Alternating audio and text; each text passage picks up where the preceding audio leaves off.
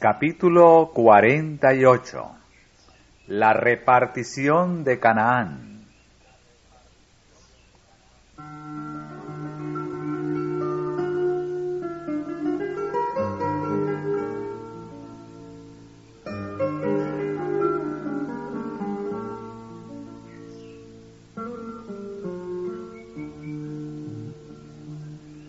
A la victoria de Bet-Horón siguió pronto la conquista de la parte meridional de Canaán.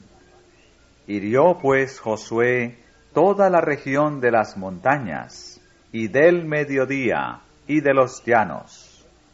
Todos estos reyes y sus tierras tomó Josué de una vez, porque Jehová, el Dios de Israel, peleaba por Israel. Y tornóse Josué y todo Israel con él al campo en Gilgal.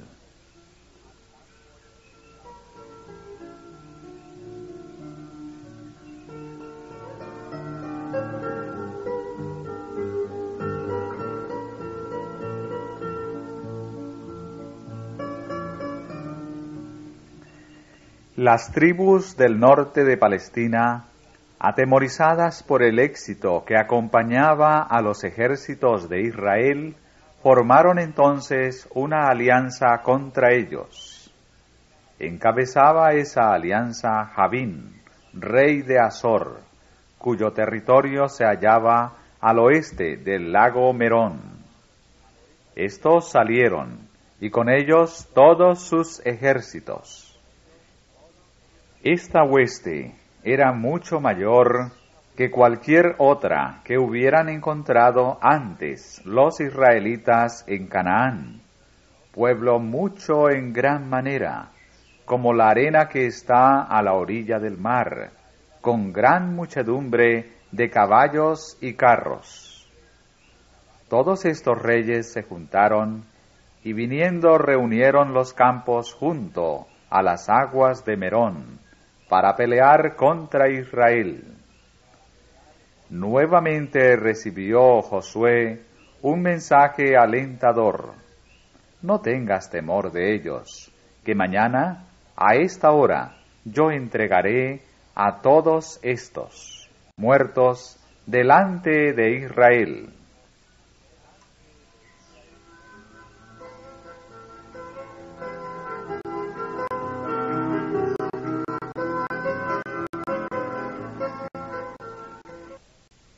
Cerca del lago Merón, Josué cayó sobre el campamento de los aliados y derrotó totalmente sus fuerzas. Y entrególos Jehová en manos de Israel, los cuales los hirieron y siguieron, hasta que no les dejaron ninguno. Los israelitas no debían apropiarse de los carros y caballos que habían constituido el orgullo y la vanagloria de los cananeos. Por orden divina, los carros fueron quemados y los caballos desjarretados e inutilizados para la batalla. Los israelitas no habían de depositar su confianza en carros o caballos, sino en el nombre de Jehová su Dios.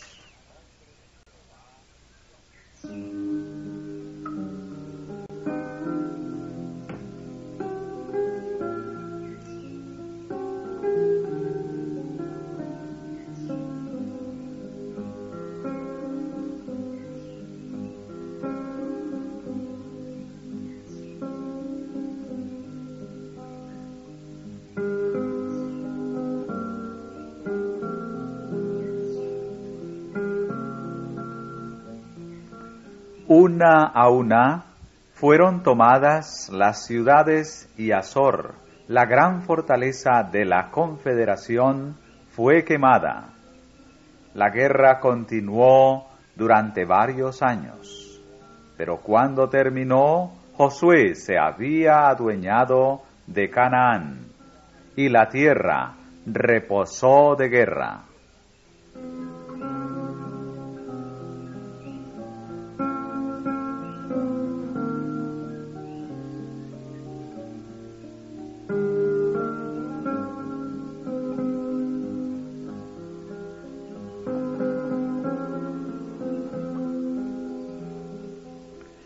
Pero a pesar de que había sido quebrantado el poderío de los cananeos, estos no fueron completamente despojados. Hacia el oeste los filisteos seguían poseyendo una llanura fértil a lo largo de la costa, mientras que al norte de ellos estaba el territorio de los sidonios. Estos tenían también el Líbano, y por el sur hacia Egipto, la tierra seguía ocupada por los enemigos de Israel.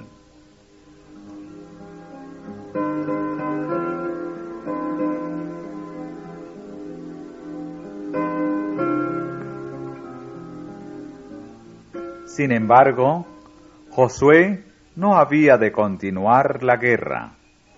Había otra obra que el gran jefe debía hacer antes de dejar el mando de Israel. Toda la tierra, tanto las partes ya conquistadas como las aún no subyugadas, debía repartirse entre las tribus, y a cada tribu le tocaba subyugar completamente su propia heredad. Con tal que el pueblo fuera fiel a Dios, Él expulsaría a sus enemigos de delante de ellos, y prometió darles posesiones todavía mayores si tan solo eran fieles a su pacto. La distribución de la tierra fue encomendada a Josué, a Eleazar, sumo sacerdote, y a los jefes de las tribus, habiéndose de fijar por suertes la situación de cada tribu. Moisés mismo había fijado las fronteras del país según se lo había de dividir entre las tribus cuando entraran en posesión de Canaán, y había designado un príncipe de cada tribu para que diera atención a la distribución. Por estar la tribu de Leví dedicada al servicio del santuario, no se la tomó en cuenta en esta repartición, pero se le asignaron a los levitas 48 ciudades en diferentes partes del país como su herencia.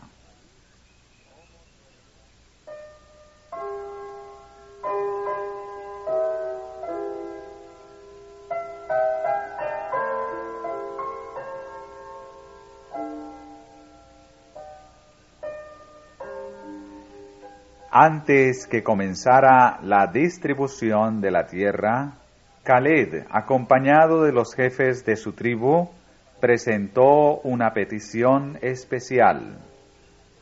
Con excepción de Josué, era Caleb el hombre más anciano de Israel. Ambos habían sido, entre los espías, los únicos que trajeron un buen informe acerca de la tierra de promisión, y animaron al pueblo a que subiera y la poseyera en nombre del Señor. Caleb le recordó ahora a Josué la promesa que se le hizo entonces como galardón por su fidelidad. Ciertamente la tierra en que ha pisado tu pie ha de ser herencia tuya y de tus hijos para siempre, por cuanto has seguido cumplidamente a Jehová mi Dios. Por consiguiente, solicitó que se le diera Hebrón como posesión. Allí habían residido muchos años Abraham, Isaac y Jacob. Allí en la cueva de Macpela habían sido sepultados. Hebrón era la capital de los temibles anaseos, cuyo aspecto formidable tanto había amedrantado a los espías y, por su medio, anonadado el valor de todo Israel. Este sitio, sobre todos los demás, era el que Caleb, confiado en el poder de Dios, eligió por heredad.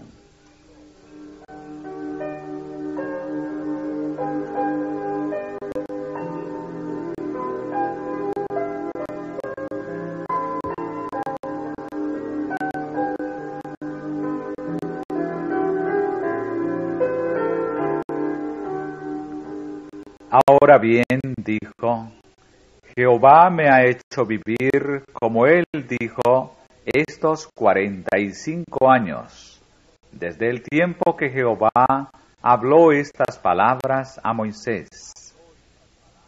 Y ahora, he aquí soy hoy día de 85 años, pero aún estoy tan fuerte como el día que Moisés me envió. Cual era entonces mi fuerza, tal es ahora para la guerra, y para salir y para entrar. Dame pues ahora este monte, del cual habló Jehová aquel día, porque tú oíste en aquel día que los anaseos están allí, y grandes y fuertes ciudades. Quizá Jehová será conmigo, y yo los echaré como Jehová ha dicho. Esta petición fue apoyada por los hombres principales de Judá. Como Caleb mismo era representante de su tribu, designado para colaborar en la repartición de la tierra, había preferido tener a estos hombres consigo al presentar su pedido, para que no hubiera apariencia siquiera de que se valía de su autoridad para satisfacer fines egoístas.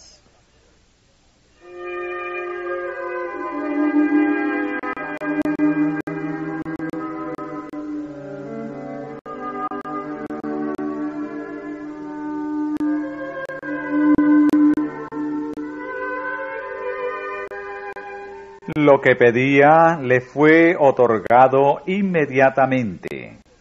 A ningún otro podía confiarse con más seguridad la conquista de esa fortaleza de gigantes. Josué entonces lo bendijo y dio a Caleb, hijo de Jefón, a Hebrón por heredad, porque cumplió siguiendo a Jehová, Dios de Israel.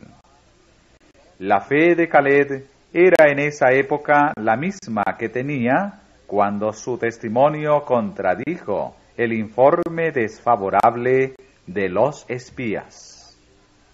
Él había creído en la promesa de Dios, de que pondría a su pueblo en posesión de la tierra de Canaán, y en esto había seguido fielmente al Señor. Había sobrellevado con su pueblo la larga peregrinación por el desierto, y compartido las desilusiones y las cargas de los culpables.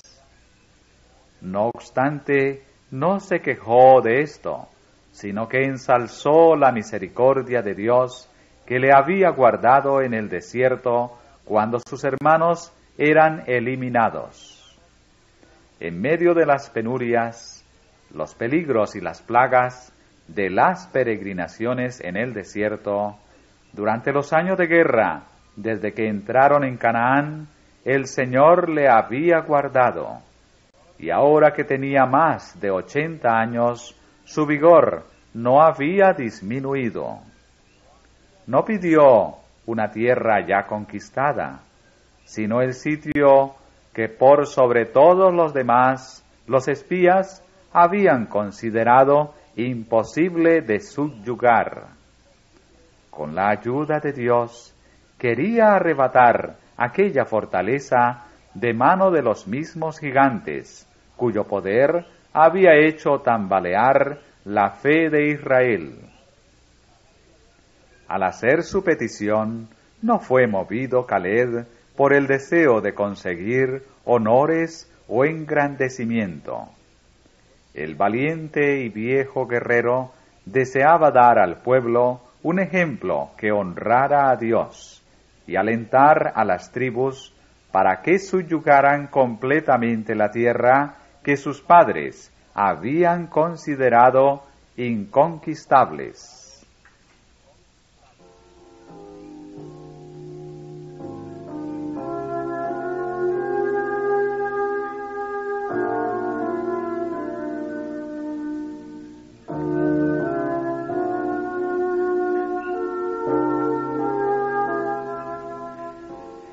Caleb obtuvo la heredad que su corazón había anhelado durante 40 años, y confiado en que Dios le acompañaba, echó de allí 3 hijos de Anac. Habiendo obtenido así una posesión para sí y su casa, no por ello disminuyó su celo, ni se instaló a gozar de su heredad, sino que siguió adelante con otras conquistas, para beneficio de la nación y gloria de Dios.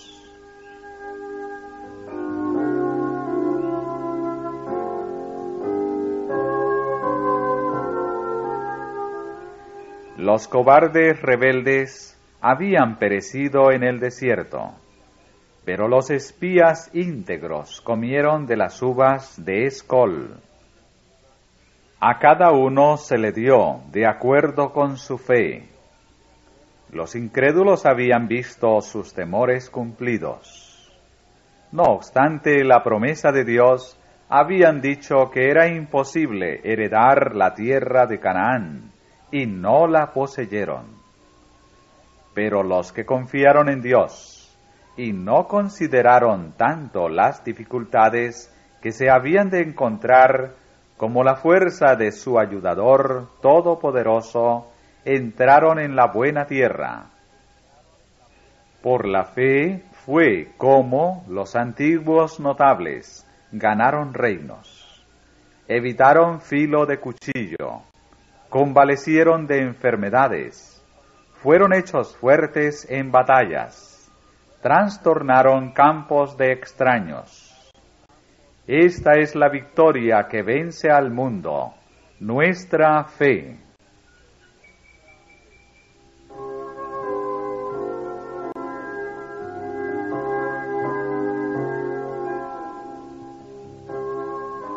Otra reclamación tocante a la repartición de la tierra reveló un espíritu muy diferente del de Caleb.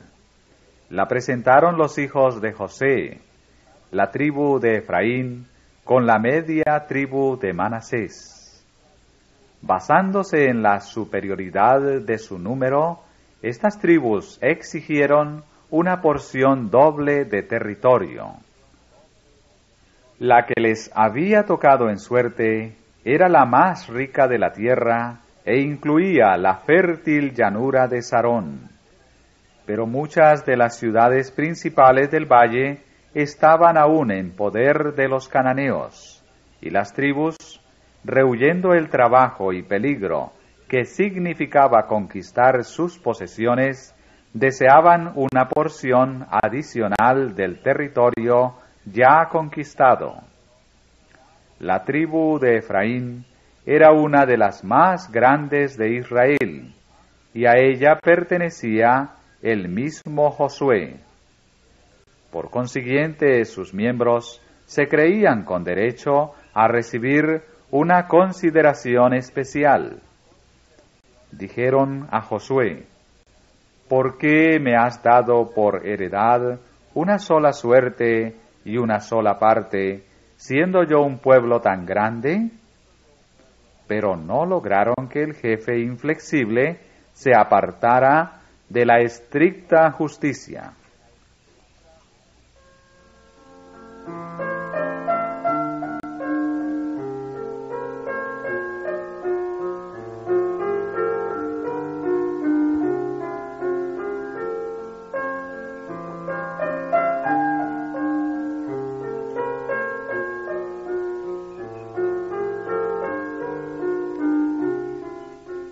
Su respuesta fue: si eres pueblo tan grande, sube tú al monte, y corta para ti allí en la tierra del Pereseo y de los gigantes, pues que el monte de Efraín es angosto para ti.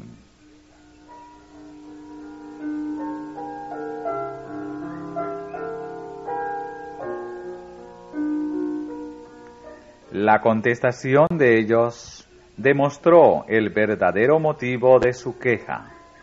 Les hacía falta fe y valor para desalojar a los cananeos. No nos bastará a nosotros este monte, dijeron, y todos los cananeos que habitan la tierra de la campiña tienen carros herrados.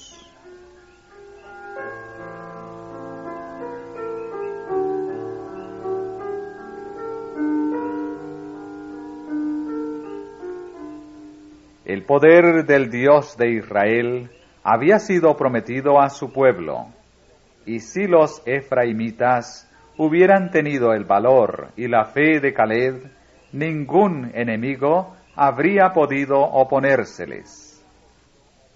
Josué encaró firmemente el deseo manifiesto de ellos de evitar los trabajos y peligros. Les dijo: tú eres gran pueblo y tienes gran fuerza. No tendrás una sola suerte, mas aquel monte será tuyo, que bosque es, y tú lo cortarás, y serán tuyos sus términos, porque tú echarás al cananeo, aunque tenga carros herrados, y aunque sea fuerte. Así sus propios argumentos fueron esgrimidos contra ellos. Siendo ellos un gran pueblo, como alegaban serlo, tenían plena capacidad para abrirse camino como sus hermanos. Con la ayuda de Dios, no necesitaban temer los carros herrados.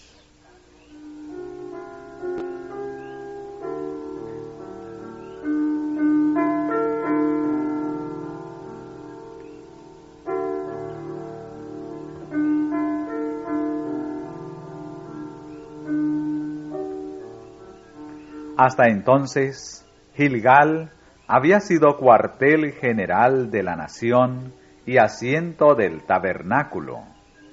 Pero ahora el tabernáculo debía ser trasladado al sitio escogido como su lugar permanente, la pequeña ciudad de Silo, en tierra adjudicada a Efraín. Estaba situada cerca del centro del país y era fácilmente accesible para todas las tribus. Esa parte del país había sido subyugada completamente, y por lo tanto los adoradores no serían molestados. Y toda la congregación de los hijos de Israel se juntó en Silo, y asentaron allí el tabernáculo del testimonio. Las tribus que aún estaban acampadas cuando se trasladó el tabernáculo de Gilgal a Silo, lo siguieron y acamparon cerca de esa ciudad hasta que se dispersaron para ocupar sus respectivas heredades.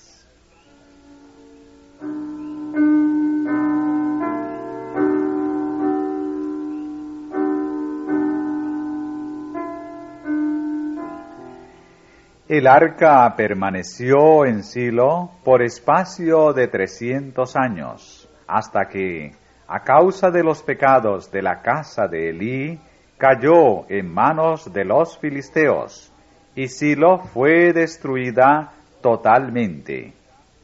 Ya no volvió a colocarse el arca en el tabernáculo en ese lugar, pues el servicio del santuario se trasladó, por último, al templo de Jerusalén, y Silo se convirtió en una localidad insignificante.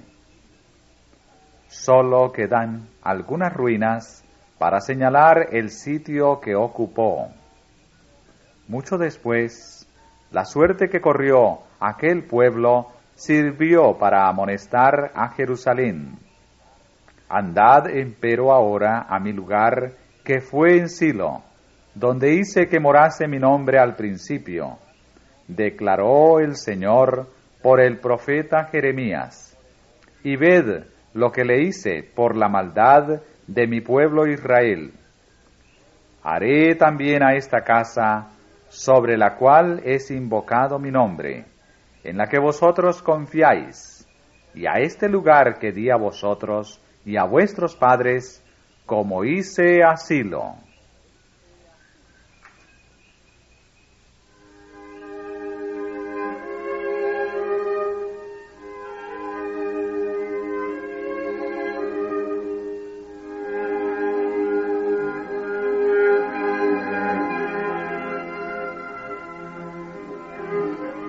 Y después que acabaron de repartir la tierra en heredad, y cuando ya todas las tribus habían recibido la heredad que les tocara, Josué presentó su derecho. A él, como a Caleb, se le había prometido una herencia especial. No pidió, sin embargo, una provincia grande, sino una sola ciudad.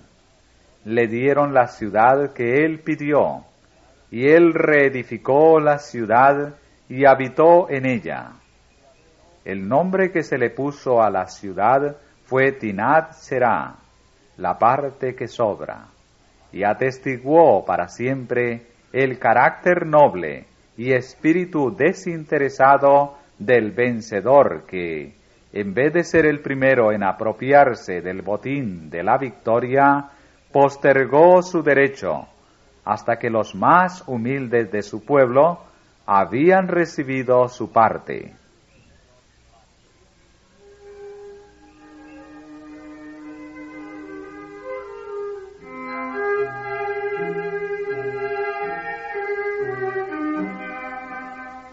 Seis de las ciudades dadas a los levitas, 3 a cada lado del Jordán, fueron designadas como ciudades de refugio, a las cuales pudieran huir los homicidas en busca de seguridad. La designación de estas ciudades había sido ordenada por Moisés, para que a ellas pudiera huir el homicida que hiriere a alguno de muerte por yerro. Y os serán aquellas ciudades por acogimiento del pariente, dijo, y no morirá el homicida hasta que esté a juicio delante de la congregación. Lo que hacía necesaria esta medida misericordiosa era la antigua costumbre de vengarse particularmente, que encomendaba el castigo del homicida al pariente o heredero más cercano al muerto. En los casos en que la culpabilidad era clara y evidente, no era menester esperar que los magistrados juzgaran al homicida. El vengador podía buscarlo y perseguirlo donde quiera que lo encontrara. El Señor no tuvo a bien abolir esa costumbre en aquel entonces, pero tomó medidas para afianzar la seguridad de los que sin intención quitaran la vida a alguien.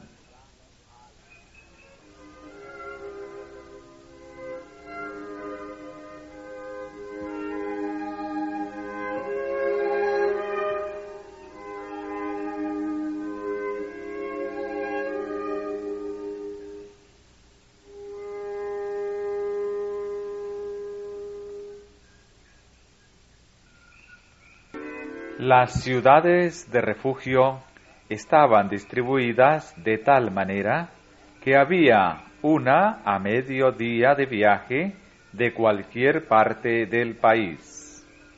Los caminos que conducían a ellas habían de conservarse en buen estado, y a lo largo de ellos se habían de poner postes que llevaran en caracteres claros y distintos la inscripción refugio o acogimiento, para que el fugitivo no perdiera un solo momento. Cualquiera, ya fuera hebreo, extranjero o peregrino, podía valerse de esta medida. Pero si bien no se debía matar precipitadamente al que no fuera culpable, el que lo fuera no había de escapar al castigo. El caso del fugitivo debía ser examinado con toda equidad por las autoridades competentes, y sólo cuando se comprobaba que era inocente de toda intención homicida, podía quedar bajo la protección de las ciudades de asilo. Los culpables eran entregados a los vengadores. Los que tenían derecho a gozar protección podían tenerla tan solo mientras permanecieran dentro del asilo designado. El que saliera de los límites prescriptos y fuera encontrado por el vengador de la sangre, pagaba con su vida la pena que entrañaba el despreciar las medidas del Señor. Pero a la muerte del sumo sacerdote, todos los que habían buscado asilo en las ciudades de refugio quedaban en libertad para volver a sus respectivas propiedades.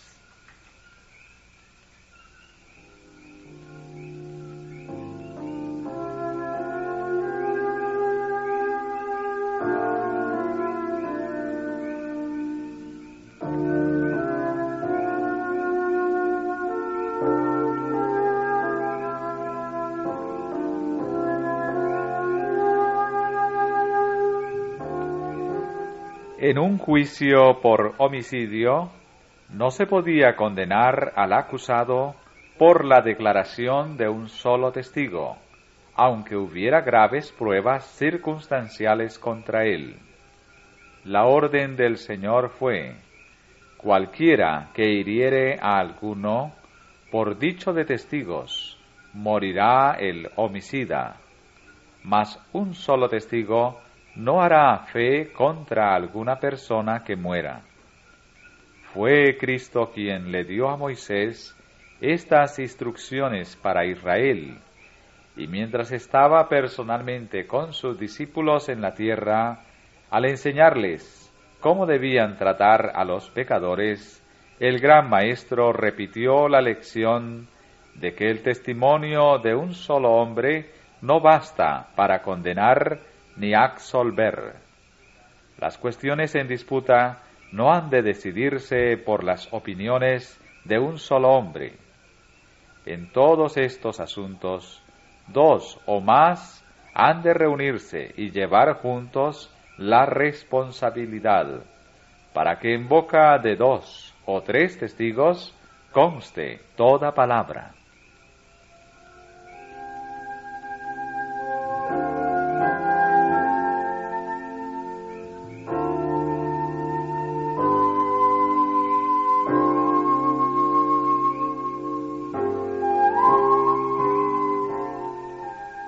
Si el enjuiciado por homicida era reconocido culpable, ninguna expiación ni rescate podía salvarle. El que derramare sangre del hombre, por el hombre su sangre será derramada. Y no tomaréis precio por la vida del homicida, porque está condenado a muerte, mas indefectiblemente morirá.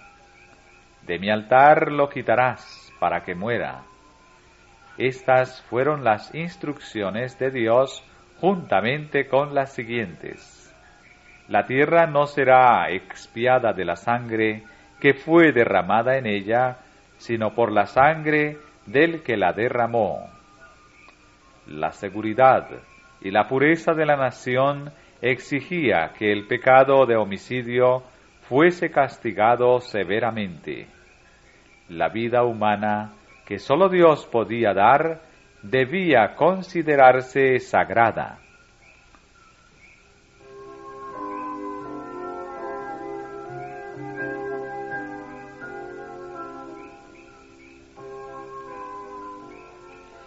Las ciudades de refugio destinadas al antiguo pueblo de Dios era un símbolo del refugio proporcionado por Cristo. El mismo Salvador misericordioso que designó esas ciudades temporales de refugio, proveyó por el derramamiento de su propia sangre un asilo verdadero para los transgresores de la ley de Dios, al cual pueden huir de la segunda muerte y hallar seguridad. No hay poder que pueda arrebatar de sus manos las almas que acuden a Él en busca de perdón. Ahora pues, ninguna condenación hay para los que están en Cristo Jesús. ¿Quién es el que condenará? Cristo es el que murió, más aún, el que también resucitó, quien además está a la diestra de Dios, el que también intercede por nosotros, para que tengamos un fortísimo consuelo, los que nos acogemos a trabarnos de la esperanza propuesta.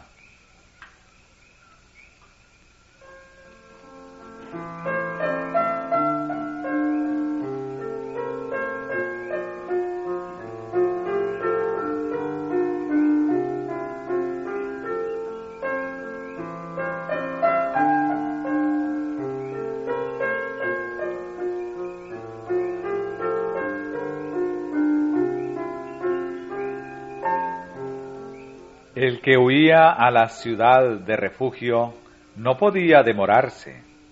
Abandonaba su familia y su ocupación. No tenía tiempo para despedirse de los seres amados.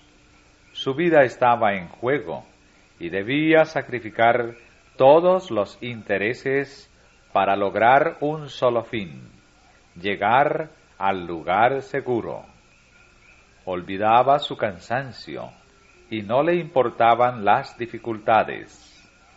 No osaba aminorar el paso un solo momento hasta hallarse dentro de las murallas de la ciudad.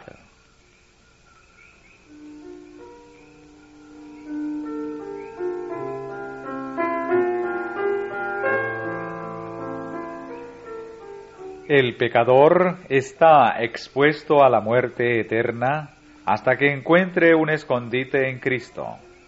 Y así como la demora y la negligencia podían privar al fugitivo de su única oportunidad de vivir, también pueden las tardanzas y la indiferencia resultar en ruina del alma. Satanás, el gran adversario, sigue los pasos de todo transgresor de la santa ley de Dios, y el que no se percata del peligro en que se halla y no busca fervorosamente abrigo en el refugio eterno, será víctima del destructor.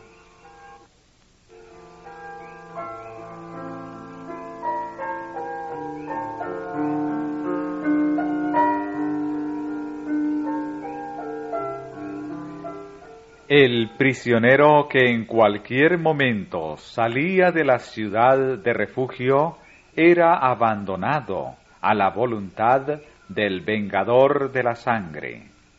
En esa forma se le enseñaba al pueblo a seguir celosamente los métodos que la sabiduría infinita había designado para su seguridad. Asimismo, no basta que el pecador crea en Cristo para el perdón de sus pecados. Debe, mediante la fe y la obediencia, permanecer en Él. Porque si pecáremos voluntariamente, después de haber recibido el conocimiento de la verdad, ya no queda sacrificio por el pecado, sino una horrenda esperanza de juicio y hervor de fuego que ha de devorar a los adversarios.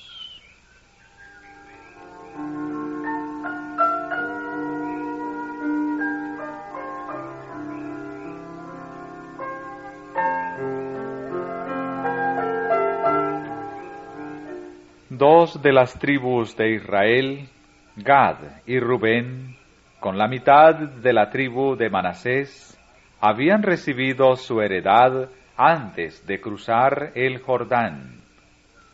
Para un pueblo de pastores, las anchas llanuras de las tierras altas y valiosos bosques de Galaad y de Basán, que ofrecían extensos campos de pastoreo para sus rebaños y manadas, tenían atractivos que no podían encontrarse en la propia Canaán. Y las dos tribus y media, deseando establecerse en esa región, se habían comprometido a proporcionar su cuota de soldados armados para que acompañaran a sus hermanos al otro lado del Jordán y participaran en todas sus batallas hasta que todos entraran en posesión de sus respectivas heredades. esta obligación se había cumplido fielmente. Cuando las 10 tribus entraron en Canaán, 40,000 de los hijos de Rubén y los hijos de Gad y la media tribu de Manasés, armados a punto, pasaron hacia la campiña de Jericó delante de Jehová a la guerra. Durante años habían luchado valientemente al lado de sus hermanos. Ahora había llegado el momento en que habían de entrar en la tierra de su posesión. Mientras acompañaban a sus hermanos en los conflictos, también habían compartido los despojos, y regresaron con grandes riquezas, y con grande copia de ganado, con plata y con oro, y metal, y muchos vestidos. Todo lo cual debían compartir con los que se habían quedado al cuidado de las familias y los rebaños.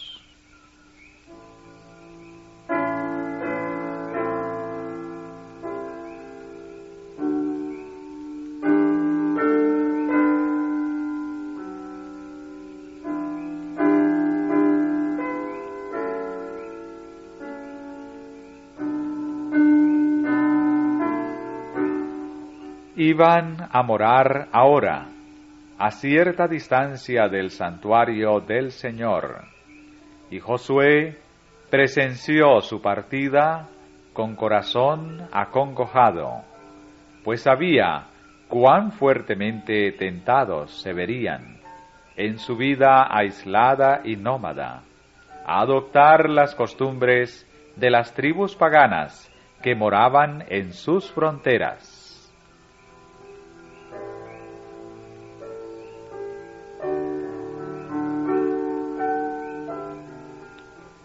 Mientras el ánimo de Josué y de otros jefes estaba aún deprimido por presentimientos angustiosos, les llegaron noticias extrañas.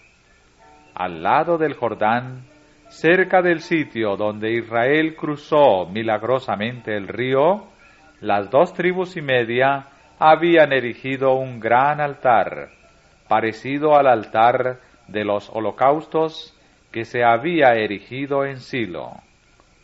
La ley de Dios prohibía, so pena de muerte, el establecimiento de otro culto que el del santuario. Si tal era el objeto de ese altar, y se le permitía subsistir, apartaría al pueblo de la verdadera fe.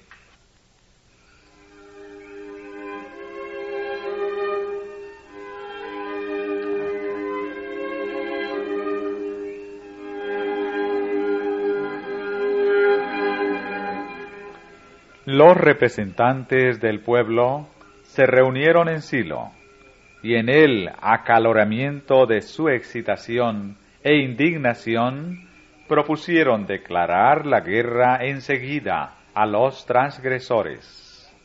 Sin embargo, gracias a la influencia de los más cautos, se resolvió mandar primeramente una delegación para que obtuviera de las 2 tribus y media una explicación de su comportamiento.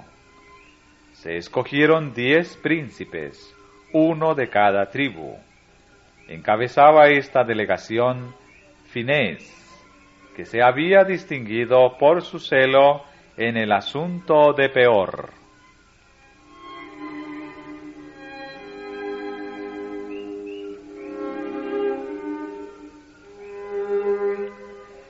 Las 2 tribus y media habían cometido un error al llevar a cabo, sin explicación alguna, un acto susceptible de tan graves sospechas. Los embajadores, dando por sentado que sus hermanos eran culpables, les dirigieron reproches mordaces. Los acusaron de rebelarse contra Dios y los invitaron a recordar cómo habían caído castigos sobre Israel por haberse juntado con Baal Peor. En nombre de todo Israel, fines manifestó a los hijos de Gad y de Rubén que si no querían vivir en aquella tierra sin altar para el sacrificio, se les daba la bienvenida para que participaran en los bienes y privilegios de sus hermanos al otro lado del río.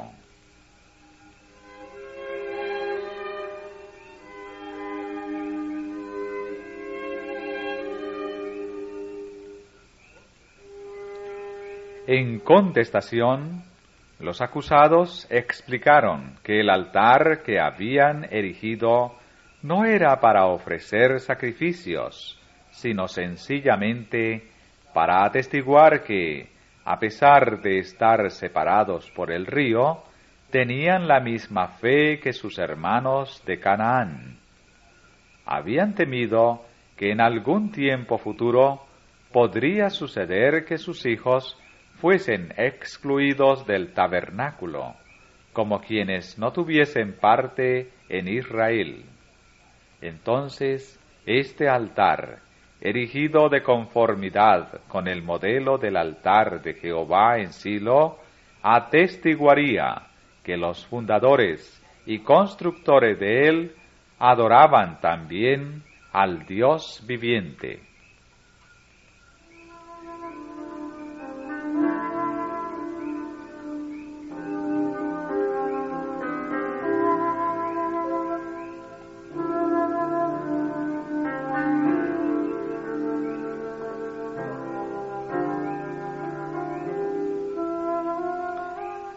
Con gran regocijo, los embajadores aceptaron esta explicación y enseguida se volvieron para llevar las buenas noticias a los que los habían enviado. Toda idea de guerra fue desechada y el pueblo unido se regocijó y alabó a Dios.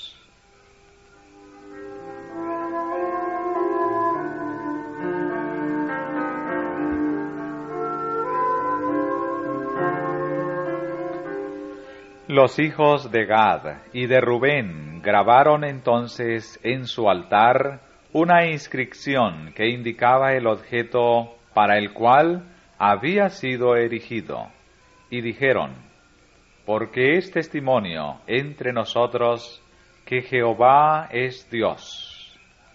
Así procuraron evitar futuras interpretaciones erróneas y eliminar cuanto pudiera ser causa de tentación.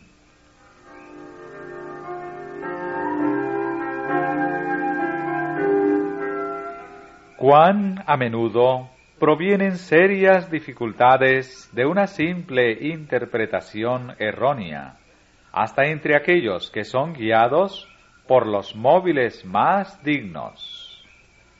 Y sin el ejercicio de la cortesía y la paciencia, ¿qué resultados tan graves y aún fatales pueden sobrevenir? Las 10 tribus recordaban cómo, en el caso de Acán, Dios había reprendido la falta de vigilancia para descubrir los pecados que existían entre ellas. Ahora habían decidido obrar rápida y seriamente, pero al tratar de evitar su primer error, habían llegado al extremo opuesto.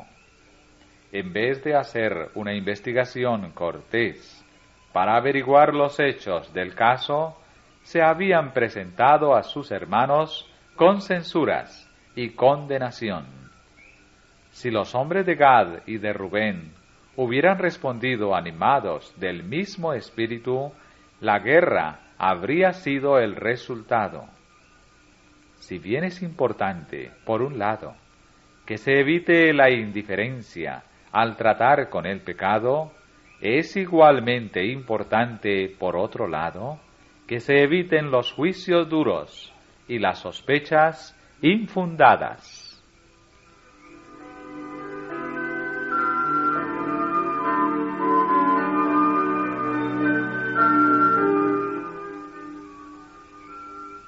Muchos que son muy sensibles a la menor crítica dirigida contra su propio comportamiento, dan, sin embargo, un trato excesivamente severo a las personas a quienes consideran en el error. La censura y el oprobio no lograron jamás rescatar a nadie de una opinión falsa, sino que más bien han contribuido a alejar a muchos del camino recto, por haberlos inducido a endurecer su corazón para no dejarse convencer. Un espíritu bondadoso y un comportamiento cortés, afable y paciente pueden salvar a los descarriados y ocultar una multitud de pecados.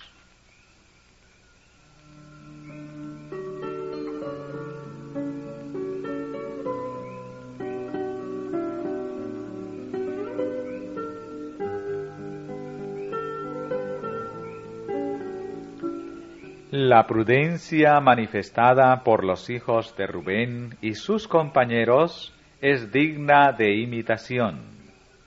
En tanto que se esforzaban sinceramente por hacer progresar la causa de la verdadera religión, fueron juzgados erróneamente y censurados con severidad, pero no manifestaron resentimiento. Escucharon con toda cortesía y paciencia los cargos que sus hermanos les hacían antes de tratar de defenderse, y luego les explicaron ampliamente sus móviles y demostraron su inocencia. Así se arregló amigablemente la dificultad que amenazaba tener tan graves consecuencias.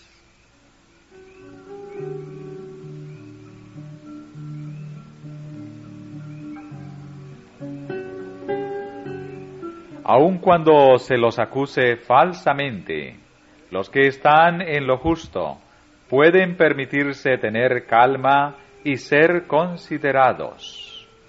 Dios conoce todo lo que los hombres no entienden o interpretan mal, y con toda confianza podemos entregarle nuestro caso. Él vindicará la causa de los que depositan su confianza en Él, tan seguramente como sacó a la luz la culpa de Acán. Los que son movidos por el Espíritu de Cristo poseerán la caridad que todo lo soporta y es benigna.